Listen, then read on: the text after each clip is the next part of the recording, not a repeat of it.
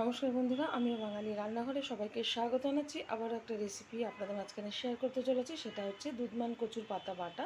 তাহলে চলুন দেখে নেওয়া যাক আজকের রেসিপি। এখানে আমি কচি কচি দেখে দুধমান কচুর পাতা যে ছোটো ছোটো টুকরো করে নিয়েছি, সাথে নিয়েছি কাঁচা লঙ্কা, রসুন, পেঁয়াজ।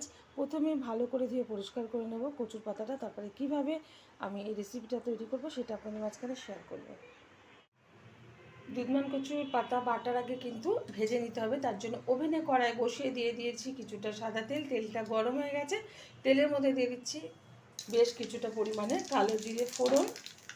আর এদিকে কিন্তু কচুর শাকটা পাতাটা ভালো করে ধুয়ে পরিষ্কার করে নিয়েছি, ঢেলে দিচ্ছি।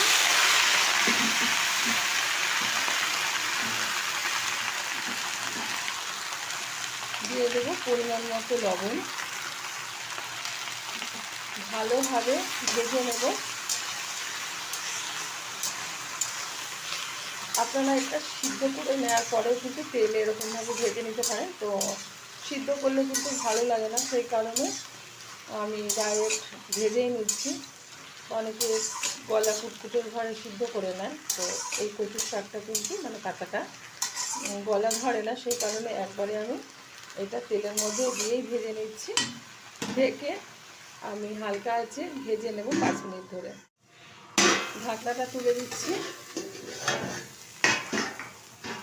ঢাকার ফলে কিন্তু খুব সুন্দরভাবে কচুর শাকটা কচুর পাতাটা সিদ্ধ হয়ে গেছে। আর একটু টানিয়ে নেব, একটু শুকনো শুকনো করে নেব।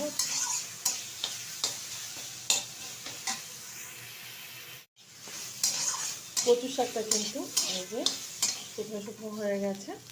এখন আমি এটা মিক্সিতে পেস্ট করে নেব। ওখান থেকে নামিয়ে নিচ্ছি।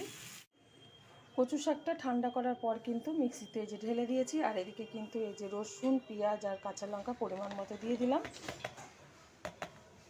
এখন মিক্সিতে ভালোভাবে পেস্ট করে নেব। ঢাকনাটা আটকে ভালোভাবে পেস্ট করে নিয়েছি, এই যে খুব সুন্দরভাবে।